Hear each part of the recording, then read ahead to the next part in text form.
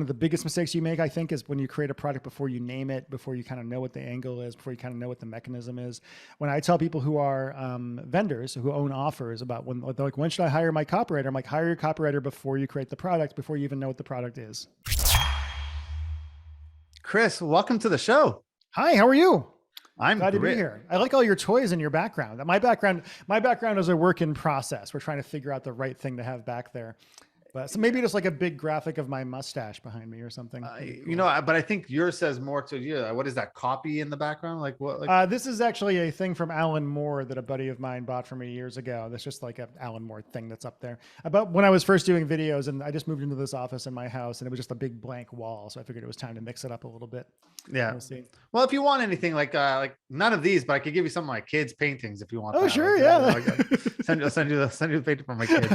Other people's children's things on my wall. Yeah, that's awesome. Not creepy at all, right? So no, it'd be a little bit weird, but that's okay. I'm a big fan of yours. I've been talking a lot about this, that if I had to learn one skill from start, right, from marketing, and I really had to go all in on one skill, it would be copywriting. So I'm a big believer in that. And that's why I'm super happy you're on here. For the listeners who don't know who you are, why don't we give them a little bit of background? I mean, you had an amazing story. I mean, a persona even, like it was that's crazy. Like you weren't even Chris at one point. I wasn't. I had a whole other name. I still do, actually. That guy still exists, but he doesn't have a mustache.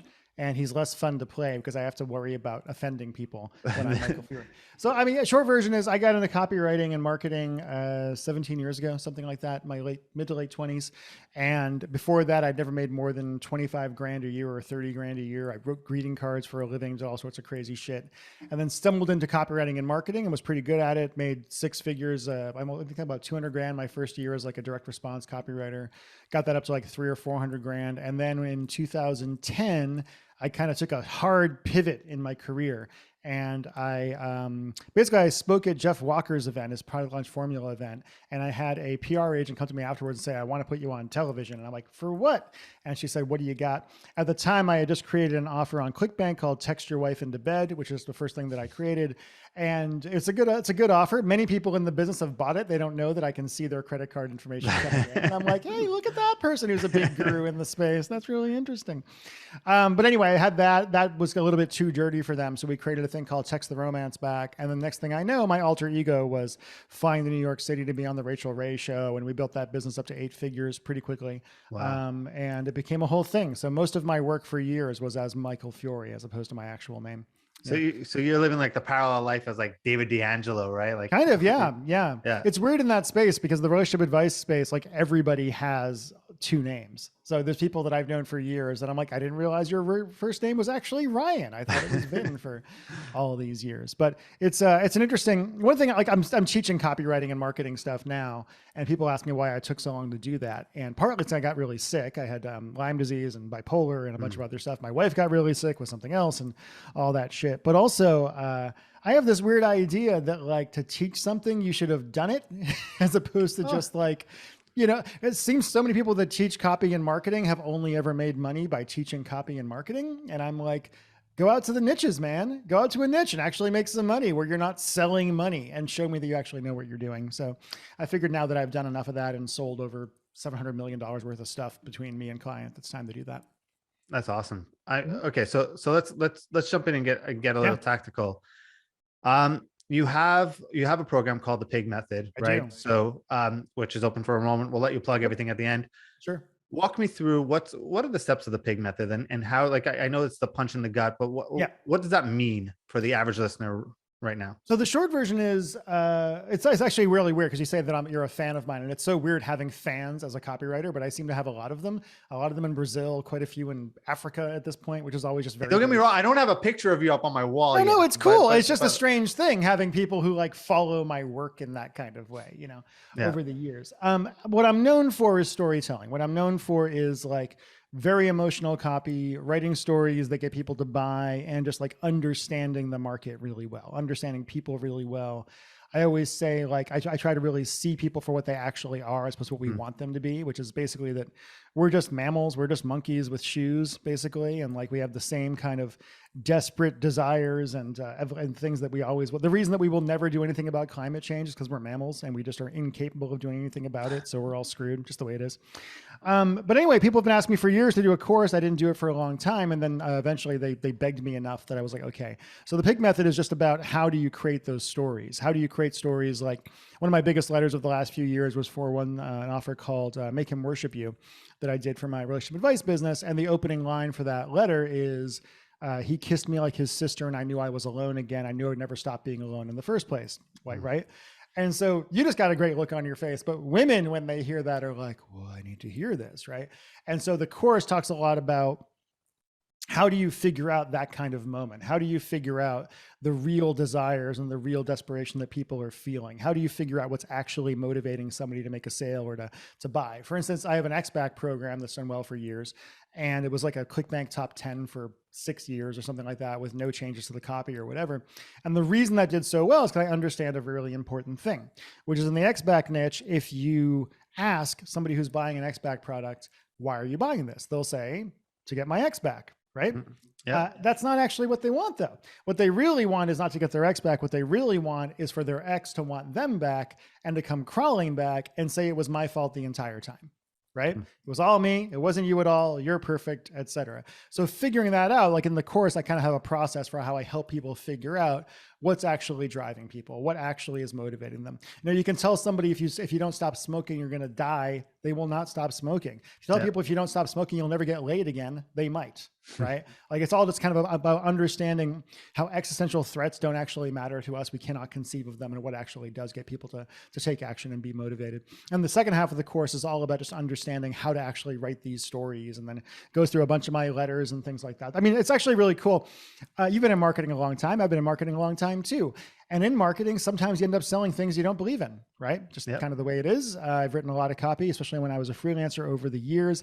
And it's weird having my own stuff, like my own courses that are pretty high ticket, because like, I don't have to do that because the testimonials are insane. And like, one guy today was thinking about buying, and I'm like, well, do you want to talk to a student or two of mine? And he's like, sure. So I introduced him like 3 people, and they were all like, it's fucking awesome. Get it. It's really relaxing after working in like niches like relationship advice and health and diet and all those things over the years. This feels incredibly easy, comfortably speaking. So. What's the hardest industry that you've worked in?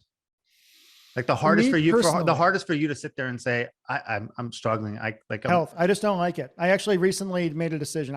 Before I got into doing this Chris Haddad, Mr. Moneyfingers stuff that I'm doing now, I had a couple different offers I did with friends in the health niche, and they did pretty well. They made money, but I just don't care. I just don't give a shit. I do not want to sit there and like read about diabetes stuff all day or about this or about that. I generally don't really believe in the products, right? Because a lot of them are just supplements that don't really do anything. And I'm just not interested in the topic. And like, I know myself well enough at this point in my life to know I will always make more money doing things I'm interested in, right? Even if the niche is smaller, even if the ceiling for it is smaller, actually being passionate about it and working on stuff, you're just going to do a lot better. So I kind of recently, I had a friend who came to me and made me a pretty good offer to work on a thing with him in the health niche. And I said, dude, I just can't do it. I can't do it. Because if I do that, it's actually, it's the opportunity cost is not just the time it takes to do something, it's the time it takes to not do it too, right? So like, if I take out an offer that's like a diet offer and I say I'm going to write that copy, I will procrastinate that the hell out of that. And while I'm procrastinating that, I won't work on my other stuff. I'll just find other things to do. So it actually costs a lot more than just the time to do that one thing. That's the hardest thing for me. It's all about curiosity. Like, what are you curious about? Right. And how much research do you do before you sit down and write a copy? I'm not a big research guy personally. You're not really? No. Because almost every other copy guru sits there and says, it's all about the research. You got to go do research into your market. Yeah, Paris Lampropoulos said a really nice thing about me, which recently, and he said, like, because we were joking about the research thing, and he said something. He's like, "Well, Chris, the difference is you understand the market so well that you can connect to them emotionally so powerfully that you can kind of get by without that same level of research, right?" So for health-related stuff, what I've done in recent years is I don't do the research, but I have other people do it for me, right? So if I'm working with my buddy Julian Reyes, he has people on staff. They bring everything to us. We get on the phone or Zoom. We figure out kind of what the hook is, the mechanism, and I'll go off and actually write the copy. What I prefer is writing in niches like in relationship advice. I don't do any Research, because I've read a bunch of books and I've lived as a human being for a long time. Writing copywriting stuff or marketing stuff. I'm doing a product called the FOMO formula product. It's actually funny. I did my launch back in December, and I did 700 grand in sales 3 weeks before Christmas at a $6,000 price point in the middle of the pandemic. Blah, blah, blah, right? Like it did really, oh, no affiliates, no lists, no nothing. I just created a Facebook group, invited people and did all that. And while I was doing the launch, people were really into it because I haven't done a launch in years. I was really sick and dealing with things. I was like, oh my God, it's all going to bomb. And people were like, this launch is amazing. Can you do a product on how you're doing this launch? And I'm like, sure. Okay. So I did my product then, and now I'm in the middle of creating the product about how I did the launch for the previous product. But I don't have to research that. I did the launch. Like, and I've been researching and studying marketing my entire adult life now. So I'm a big fan of finding things that you don't need to bang your head against the wall to learn this stuff, because I don't have that kind of attention span personally. And then how do you balance, like, okay, so I dealt with this angle, but now I have this product that kind of deals with the same angle, but I already wrote the copy for it. Yeah. Right. How do you now be able to detach, because you wrote copy for it, and now write something completely different that has to sell, but you're like, you put your best work obviously into the first yeah one. You know, it can get a little bit hard at times when doing the relationship advice stuff for years. I mean, I put out 9, 10, 11 offers in that space over the course of 5 or 6 years, I think. And it can get a little bit tough, like finding a new mechanism, finding a new anything can be pretty tough, because love is love, relationships are relationships, psychology is psychology. It's just about kind of really getting deeply into, like, is there, like, for instance, for my relationship advice stuff, I have like text your ex back, text your wife into bed, and text the romance back, right? And that was just like, okay, texting is a mechanism that nobody else really owned at the time, right? I happened to be at the time single and really, really good at sending dirty texts to women because I'm a copywriter. It's what I do. I have great reviews for that too. That's actually how I got my wife, and she will tell you that. I forgot my train of thought there. Oh yeah, but the idea there was just like, that's the next course, by the way, right? It is, yeah. Text your wife into being your wife. Yeah. But the thing is, like, it was about finding a mechanism that I could attach all the same kind of drivers and things to, right? And the reason that texting works so well is because it feels like it's done for you. Like that product, I don't say I'm going to teach you how to send texts. I say I'm going to give you the text that you will send, and it becomes a thing that kind of does it for you in that way. But otherwise, it's really just a matter. I mean, it's a joke inside like the women's relationship niche, where it's like, how many products can you have that are like the 3-word phrase to say to a man? You know, I had language desire, and then my buddy Sonny had a different, you know, magic word thing a couple of weeks later or a month later or something that also did really well.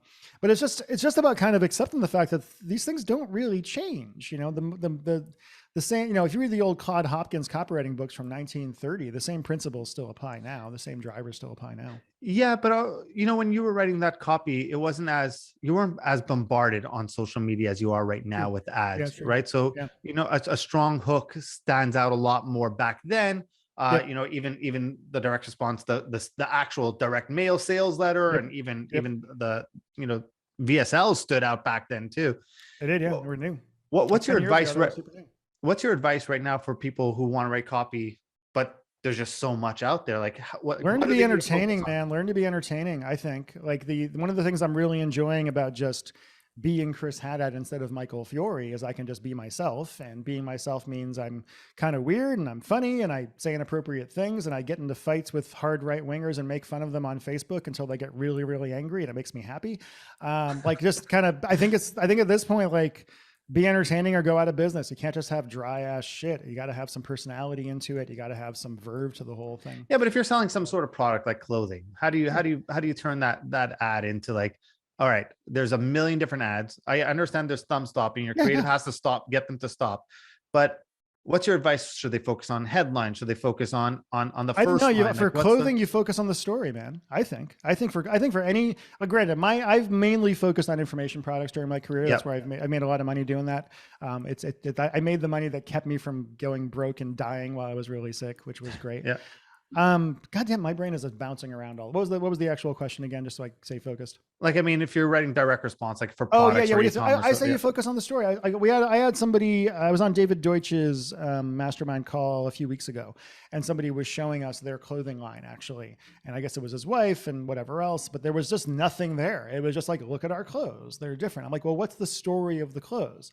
What makes these clothes different? Who created these clothes? Is your wife somebody who had a baby and couldn't find maternity clothes that worked for her particular problem? Are they sourced from a particular place? Whatever it's going to be. I think it's all about the story and all about where that stuff is coming from instead of just being, here's the clothes, because then it's just a commodity, right? Yeah. It's like, oh, does it look good or does it not look good? I think it's all about this. No matter what you're selling, it's either your story personally, which is why when I'm selling my own stuff, I talk about, getting hit by a semi truck 20 years ago and, bipolar and all that stuff to kind of make people feel more connected and more real about things. Or it's just the story of how that product actually got created in the first place. When you're doing the research and you're consuming a lot of stuff, or like you don't do a lot of research, but a lot of people don't have your brain and can't just go up there. Thank God. Yeah. How do you like then break off of like, okay, I researched a lot of Chris's work. I've researched a lot of Claude Hopkins' work, Eugene Schwartz. Yeah. I see it all. And then find your own voice, right? Because it's very good to learn from all that, but you'll never write copy unless you learn to write your own voice.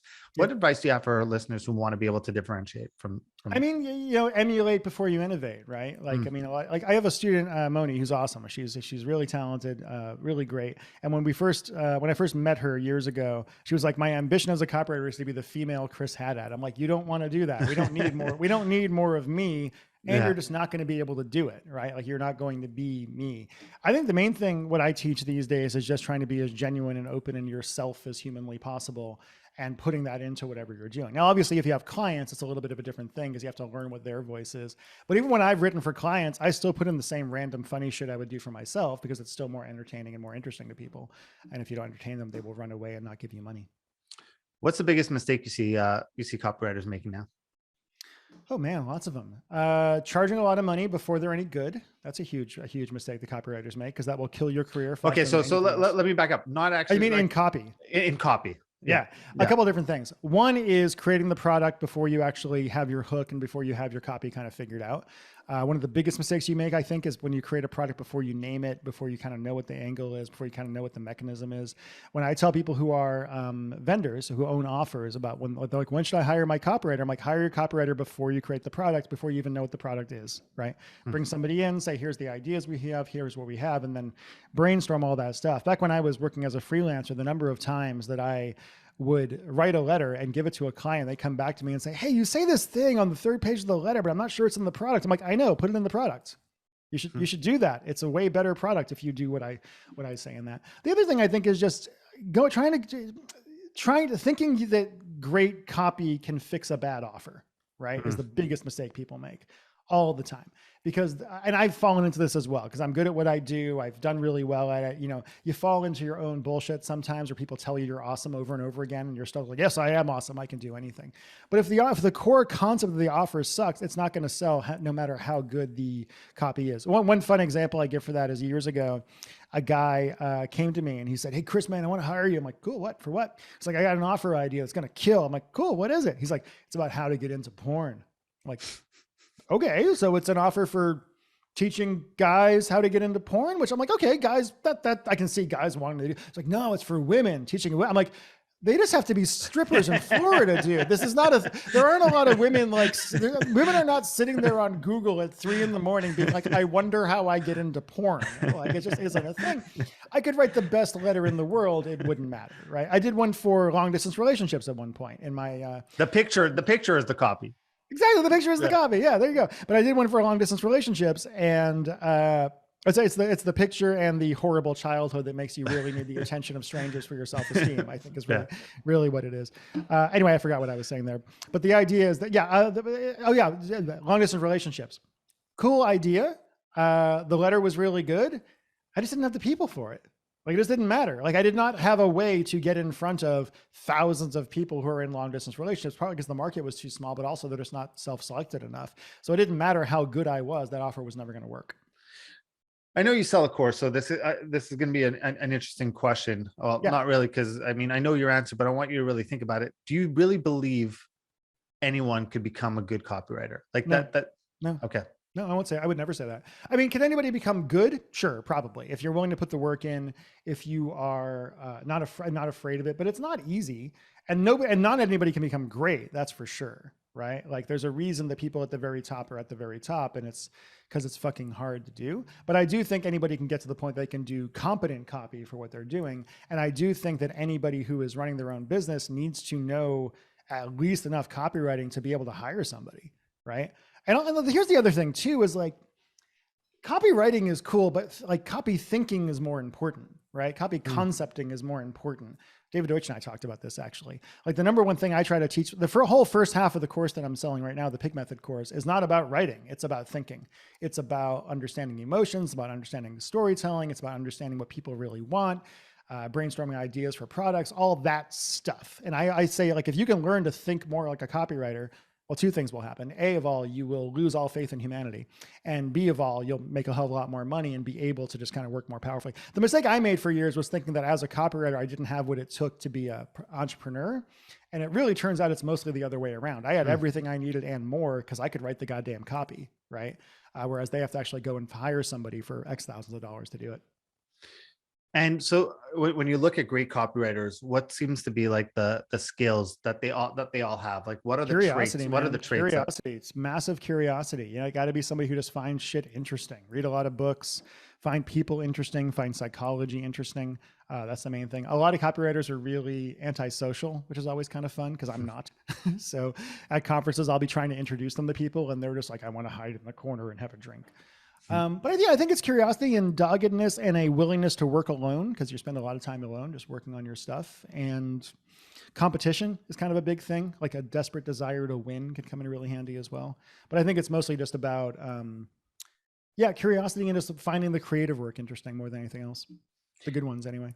And do you have any, aside from buying your course, what are ways that, you know, you would train someone or tell someone to get deep in the psychological aspect, like to train them in order to be like, here are like my top 3 tips. You want to dive deep into the psychological aspect of it. Do these 3 things. Read a book called Sapiens. I forget who wrote it, but it's kind of about the history of humanity. And I think it does a lot of really interesting stuff about how we became what we are as animals and as humans. I think I read a lot of just. Who wrote that? No, I'm forgetting the name of the guy. Good book though. I really enjoyed it. Yeah, it's a foreign name. It's not a standard American name. I'm kind of forgetting what it is off the top of my head. Yeah. That's a big part of it. I mean, dude, like cults, research cults. I spend a lot of time. I've listened to a bunch of podcasts about cults. I've read every book about cults you can find out there. That stuff is really, really interesting. That will teach you a ton about persuasion, a ton about the fact that no matter how smart you are, you can still be persuaded. In fact, my favorite people to sell are people who think they can't be sold. Because they're just like, you'll never work on me. I'm like, sure, buddy. Yeah, you keep like they're really easy because they have no actual defenses because they think they're too tough for it. I think it's just like becoming a student of human nature, man. I mean, my reading list is generally a whole bunch of stuff about brain science. There's a great book called Meet Your Happy Chemicals that I love that talks a lot about how our reward system actually works and the fact that like you don't get a dopamine hit when you grab the apple, you get a dopamine hit right before you grab the apple.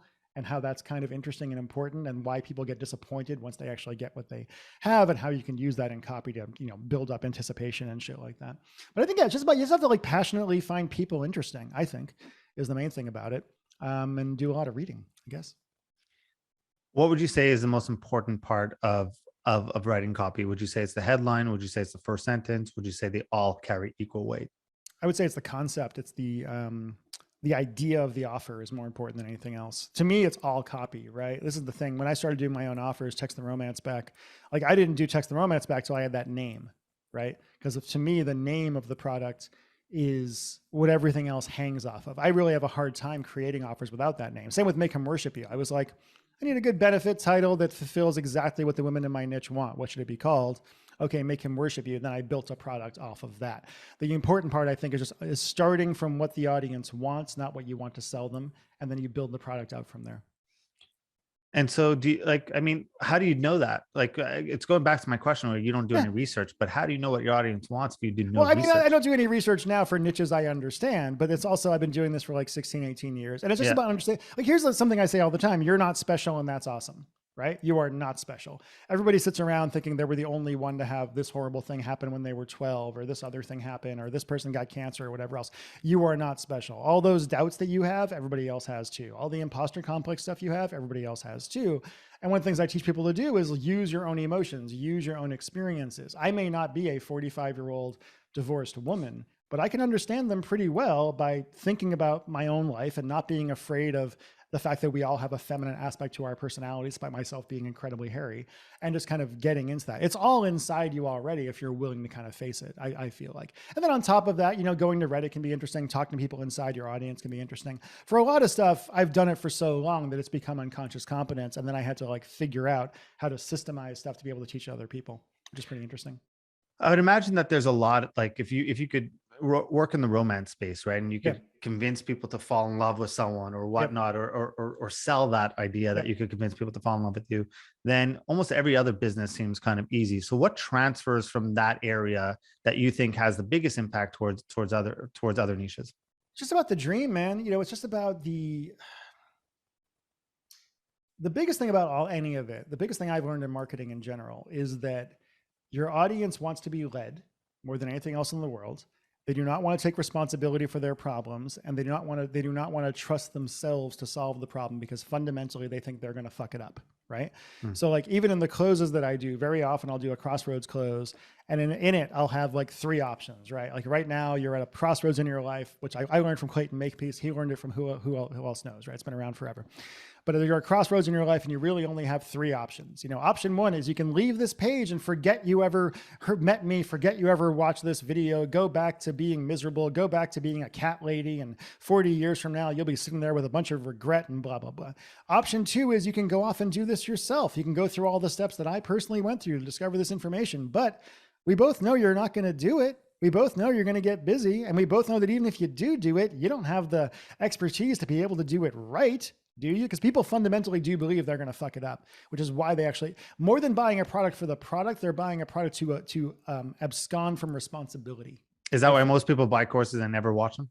Yeah, absolutely. Absolutely. Because they feel like by buying the course, they took action. And then in a weird way, it's the course's responsibility to get the result at that point, right? Like that to me is a really big psychological aspect of the entire thing. And even when I became a relationship expert, quote unquote, my ex-wife would ask me, who made you a relationship expert? I'm like, I did. I just decided I was, and I went off there. And she was like, you don't have any letters after your name. I'm like, I know, but I'm willing to get up on stage and say, I'm a relationship expert, and people really want somebody to tell them what to do. So if you're willing to have confidence and get up and do that, people will follow you. Yeah. I love that. I think one of the things I see when I write copy, and when I speak to other people who write copy, is it's really good. You have this great idea. You have an awesome idea. You can articulate in your head. You're passionate about something. Something happened, triggers you. You're excited. Then you start writing. You write the first paragraph. It's about, and then all of a sudden you start going on a tangent, going down a hill, and you're like, man, this is awful. This sucks. This just sucks. Yeah. What happened? Like you're a copywriter, so you're an expert. I'm going to give you the expert with no letters next to your name, but I'll I made a lot of money doing it. I must be good at it. I'll give you the expert status. On this podcast, I give it to you. Yeah, sure. Why not? What happens? Because I'm sure you see that a lot. What's the mistake that happened there? Thinking too much. Usually it's thinking too much. So when I tell people to, I write very quickly, right? I wrote the 9,000 word sales letter for my P.I.G method program back in December in 2.5 hours, right? It's kind of, now granted, that's my program. I get it. I can write it really, really quickly. I've written sales letters that have made tens and tens of millions of dollars in 6 or 7 hours before, right? And to me, the most important thing is once you get is velocity, once you get your idea, once you more or less know what you're going to write, you sit down and you just keep typing. You just keep going. You don't edit. You don't think about it. You don't beat yourself up. You just get the goddamn words down on the page. I even tell people, one of my tips for people is you want to write fast and you're having the blank page blues, writer's block. Tell yourself, make a conscious decision to write the worst piece of shit you can, right? Be like, I'm going to make this sales letter absolute dog shit and then try to do that. And you will not be able to do it, right? Because if you actually are any good at all, but it will take away that inner critic. It'll take away that thing that's keeping you. And the other thing I tell people is never write from the top down, always write from the bottom up or the middle down and then go up there. Because the offer, the actual bit where you're saying, here's the bullets, here's what I'm selling you. A of all, it's easier because it's kind of boilerplate. You know more or less what you're going to do. There's not a lot of, you're not coming up with a story or anything at that point. And B of all, getting that done will allow the back of your brain to really work on the more difficult stuff from there. But I think it's just about, it's all self judgment more than anything else that kind of slows us down. Who do you see out there right now, like the modern digital person out there right now that you sit there and say, wow, this guy's good? And I know most of the gurus have you or other copywriters actually behind them. As far as copy goes, man, yeah. God, who do I even know I mean, Dan Ferrari does great shit. Stefan Georgi's always done good stuff. He's a buddy of mine. I love making fun of him for being a 95-year-old man in the body of a 40-year-old man, but hey, whatever. It's a good time. I actually purposely invited his wife on my podcast before him just to kind of fuck with him a little bit. It's a good time. Besides that, I mean, honestly, I'm not that plugged into the young copywriters that are out there because I was kind of I barely worked for 6 years because I was busy not dying. So as far as the newbies go, I don't really know. I do think it's funny. Sometimes people will like say they're a big deal. I'm like, I never heard of you. I don't freaking know. But now that I have more students and such, I'm getting a little bit more keyed into what people are doing. And there's some interesting people, but the people that I like are always ones who aren't afraid to have personality in their copy more than anything else. Chris, thank you so much for doing this. You're welcome, dude. It's fun. I appreciate you. For the listeners who want to learn more, P.I.G Method, you also have the Chris Haddad Show. Let's plug away. Yeah, go to the Chris Haddad Show, the Chris Haddad Show, whatever you want to say. People do it all different ways. So that's Chris. Well, why don't you tell us how to do it? Well, I see, here's the deal. So I'm from Massachusetts, right? Okay. Where I grew up, you say, Chris Haddad, how you fuck you doing? What's up, dude? Right? It's very much like we don't use consonants. We use long A's for everything. On the West Coast, I live in Seattle now, people cannot say that name. If you say Chris Haddad, they will go, like they go haddock. They just cannot, for some reason, their brains cannot conceive of how to say this. And more properly, it's Lebanese. More properly, it is Haddad or Haddad. So people say that. When I'm talking to my mom or something like that, I go back into Haddad. I just don't care anymore. Say however you want. But go to the ChrisHaddadshow.com. I talk to copywriters. I talk to entrepreneurs who have their own offers. I talk about mental health stuff.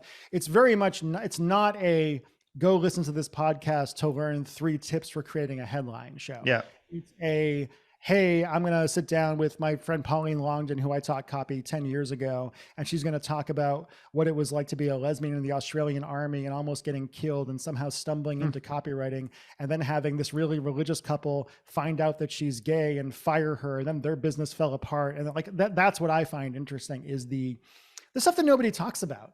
Like my buddy Scott Ruick, the episode that comes out today, as we're recording this, we talk in that one about what it's like to go from being nobody to being very successful and having all these people lining up to say hi to you at conferences, and then to go home and have a wife who hates your guts and tells you you're a piece of shit, right? Like that's what that episode is really about, that and that experience. I think people just don't talk about that stuff. I feel like I do that every day. I speak to clients and they're all happy with everything I do. Then I go upstairs and see my 2 little kids and then they don't want anything to do with me at the moment. Exactly, because you're not a big deal to them. But do you know who I am? You're just daddy. You're nobody.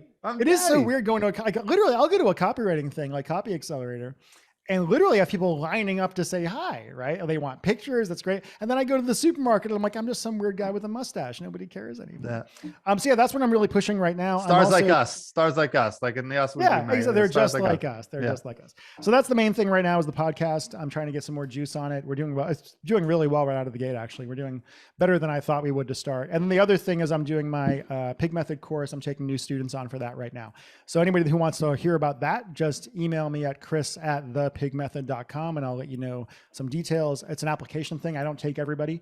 There's people, if you've never even heard of copywriting or things like that, this is not for you. I am working on a more newbie oriented thing eventually, because I have a lot of people that are newer who are fans of mine who want to buy things. So I have to do that. But that's the long, I also got to say, having a podcast, really one of the most useful things is just having something to pitch all the time. It's great. I always have something to say at the end of a show.